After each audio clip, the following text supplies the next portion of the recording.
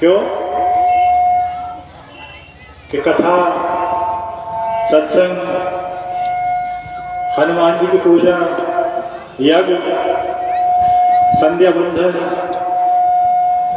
पूरे दिन चलता रहता है। सुबह से दिन निकलने से पहले और अब तक पूजा चल रही है और अभी तो काफी देर चलेगी। भैया बात नहीं करेंगे। जब किसी कोई बोलता है ना तो हमारी बैटरी गुम हो जाती। बचपन से आदत है, अगर सुनने वाला रुचि न रखे तो हम नहीं सुनाते। स्कूल में भी हमारे गुरुजी बैठे हैं, जब देशभक्ति गीत सुनाते तो सांस ही सांस लेते थे बच्चे, किसी के खांसने की आवाज भी नहीं है। तो शांत बैठने को तो हमें सुनाने में भी आनंद आएगा, आपको सुनने में आनंद आएगा, परमानंद आएगा। और बात करोगे तो तुम्हारा तो खिसक गया, अगर बात कर रहे हो तो थोड़ा हमारा भी खिसक सके। तो बात नहीं करनी, जिस काम के लिए आए हैं वही काम करना है। घर का काम छोड़ आए हैं ना कि पूजा करने जा रहे हैं, गुरु जी की कथा सुनेंगे, सत्संग सुनेंगे, तो वही काम किया करो जो करना आए हो। अगर स्कूल में बच्चे पढ़ने जाते हैं तो पढ़ना चाहिए, ऐसे नहीं यस सर कह दिया और घंटा छोड़ दिया। देखा है हमने, जो यस सर कह के घंटा छोड़ देते थे क्लास में, उनके हर विषय में 0 मिलते थे बहुत सारे।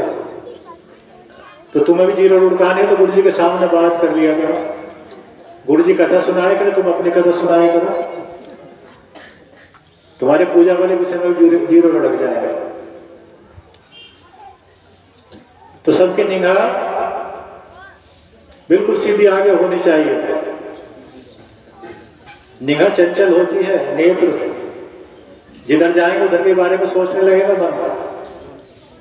याद रखो आज के बाद, जिधर निगाह ले जाओगे मन भी उधर ही चला जाएगा। सड़क पर निगाह ले जाओगे, सड़क के बारे में सोचने लगेगा, सड़क पर कौन जा रहा है, किसकी मोटरसाइकिल जा रही है। पेड़ की तरफ देखोगे, पेड़ के बारे में सोचने लगेगा मन, पेड़ कैसा है, हरा है, कितने पत्ते, कैसे पत्ते लग रहे हैं। तो निगाह सही रखा करो, निगाह सही रहेगी तो मन भी सही रहेगा। याद रखो आज के बाद निगाह को नहीं भटकाएंगे। अगर नेत्र गड़बड़ करेंगे तो मन भी गड़बड़ कर जाएगा। अगर गुरु जी कथा आगे सुना रहे हैं और तुम्हारे नेत्र सड़क की तरफ चले गए तो गुरु जी क्या बोल रहे हैं पता नहीं चलेगा, सड़क क्या बोल रही है पता चलेगा। सड़क पर किसकी सवारी जा रही है, कैसी मोटरसाइकिल जा रही है, उसी के बारे में सोचने लगेगा मन। और मन जो सोचेगा ना वही आत्मा के अंदर लिखित हो जाएगा, और आत्मा के अंदर लिखित हो गया तो परमात्मा के अंदर लिखित हो जाएगा। इसलिए सत्संग होता है। सत्संग इसलिए होता है कि पढ़ाई करनी कैसे है, भक्ति वाली पढ़ाई करनी कैसे है। आंख क्यों बंद करते हैं ऋषि मुनि? अरे आंख खोल के तो पूजा कर सकते, ध्यान कर सकते, आंख बंद करके ध्यान क्यों करते हैं? क्या आंख अगर खुली रह गई और कोई आगे से निकल गया, कोई पक्षी निकल गया, कोई आगे से जीव जंतु निकल गया, तो मन उसी के बारे में सोचना शुरू कर देगा। जिसलिए बैठे ना वो काम बंद हो जाएगा। इसलिए आप बंद करके बैठते कि बाहर में कुछ जब दिखाई नहीं देने का तो अंदर कहीं देखते हैं। तो अपनी आंख जहां भी जाओ ना, कहीं सत्संग में जाओ, कथा में जाओ, तो जो गुरु जी हो, जो व्यास जी हो, उनके मस्तक पर निगाह होनी चाहिए। स्कूल में पढ़ते बच्चे जो कोचिंग करते हैं या क्लास में पढ़ते हैं तो निगाह अपने गुरु जी की तरफ होनी चाहिए, वरना कुछ याद नहीं होगा। राम जी जा रहे थे यात्रा पे, विश्वामित्र लेके जा रहे थे।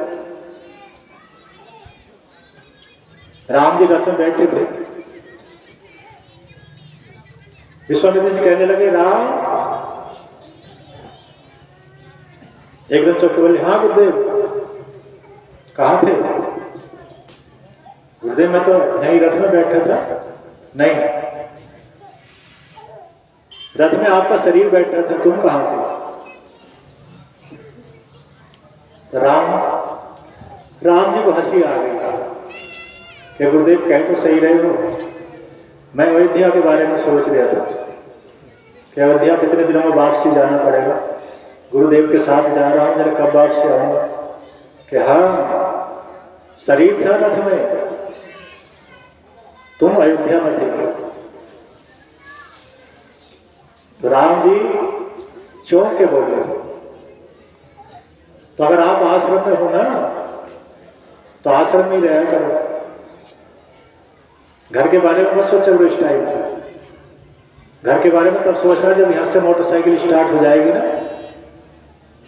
खाना खा के, जल पी के, जल भुगती लेके, तब सोचना घर चलना। उससे पहले तो यहीं के बारे में सोचो जहां चल रहे हैं काम। महापुरुषों ने कहा है, जिस समय जो काम चल रहा है उसी के बारे में सोचो, तो कुछ प्राप्त कर लोगे।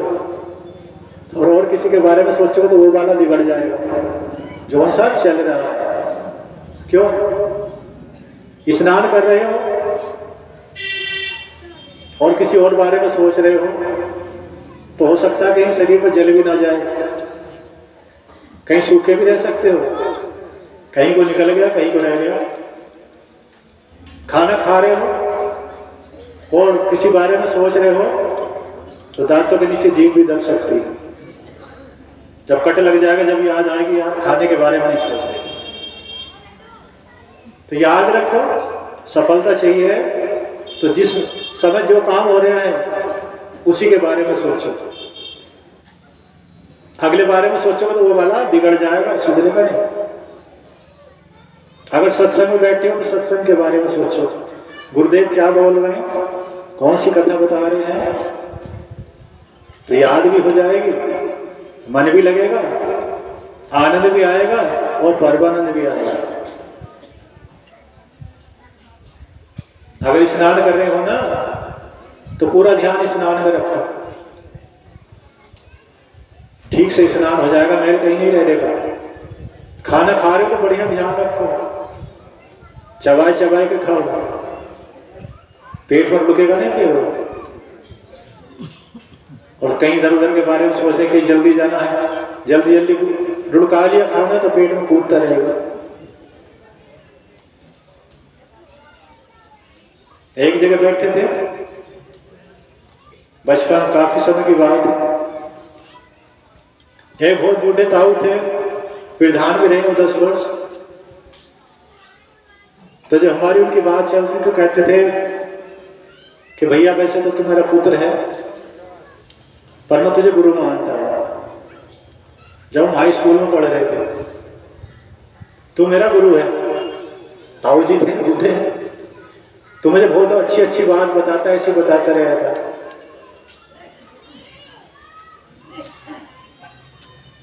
तू मुझे इतना ज्ञान देता है बेटे, ऐसी बात बताया करो, तू मेरा गुरु है। एक 70-80 साल के बूढ़े हमें हाई स्कूल में जब तो गुरु बताते थे, बड़े मन से बात सुनते थे जो सुनाते थे, और पूजा रोज किया करते थे। बहुत अच्छा पूजा में मन था, तो हमारा सुनाने में बहुत अच्छा मन था। जो इतने लगन से सुन रहे हैं तो हमारा सुनाने में बहुत अच्छा मन था। तो भक्ति में शक्ति है, आज भी है, कल भी रहेगी और कल भी थी, पर करनी कैसे है गुरु बताते हैं। भक्ति करनी कैसे है ये सत्संग में गुरु बताते हैं। सत्संग का अर्थ है संतों का संग, कि जहां बहुत सारे संत इकट्ठे थे, तो सब अच्छी अच्छी बात बताएंगे, तो जो अंधकार है, अज्ञानता है, वो मिट जाएगा। और भक्ति जिसने भी की है ना, वही संसार में अमर है। चाहे वो गरीब रहा हो, चाहे फकीर रहा हो, चाहे धनवान रहा हो, चाहे राजा रहा हो, उसी का नाम अमर है। बाकी ना तो किसी गरीब का नाम है, ना किसी धनवान का नाम है, ना किसी राजा का नाम है। अगर भक्ति नहीं की तो किसी का नाम कहीं लिखित में नहीं है, ना किसी वेद में है, ना पुराणों में है, ना शास्त्रों में है। खाना खाया और जिए। तो भगवान जी ने कहा तेरा नाम पुत्र कहीं नहीं आन देने का। संसार में तेरी चर्चा भी नहीं मिलेगी कि तूने मनुष्य जैसा काम ही नहीं किया, पशु जैसा काम किया है। तो चल बेटे पशु में चला जा, पशुओं में चल, वनों में जन्म दूंगा, वहीं रुड़कता रहे करिए। और मनुष्यों का काम क्या है? पूजा, तब जब योग साधना की है तो नाम भी अमर हो गया, काम भी अमर हो गया और आत्मा को मोक्ष मिल गया। वो भक्ति है। और भक्ति के द्वारा भगवान जी ने बताया कि तपस्या के द्वारा ये संसार बचा हुआ है। आज भी जो तपस्वी हैं वही संसार को यहाँ सुरक्षित रख रहे हैं। तपस्वी नहीं होंगे ना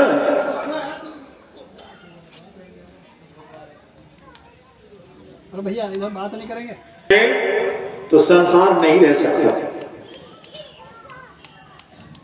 पिल्ला आ जाएगी। तपस्वियों ने संसार सुरक्षित रख रखा है। सभी साधु संतों की, सभी ऋषि मुनियों की, श्री सिद्धांत खेड़े की, श्री गुरुदेव महाराज जी की। करते हैं महाकाल, हे भोलेनाथ इस संसार को सुरक्षित रखो। अपने लिए नहीं मांगते, संसार को सुरक्षित रखो, सुख शांति में रखो और हमारी तपस्या इस संसार के काम आए, तब संसार सुरक्षित है। अगर तपस्वी तपस्या करनी बंद कर दें तो भगवान जी पृथ्वी को पलटा मार देंगे, नीचे के ऊपर, ऊपर के नीचे पलट के सब नया कर लेंगे। लेकिन तपस्वी रोज प्रार्थना करते हैं, हे महाकाल, हे महादेव, हे दीनबंधु, इस सारे संसार को सुखी रखो, हमारी तपस्या इस संसार के काम आती रहे। आज का एक प्रसंग बताते हैं।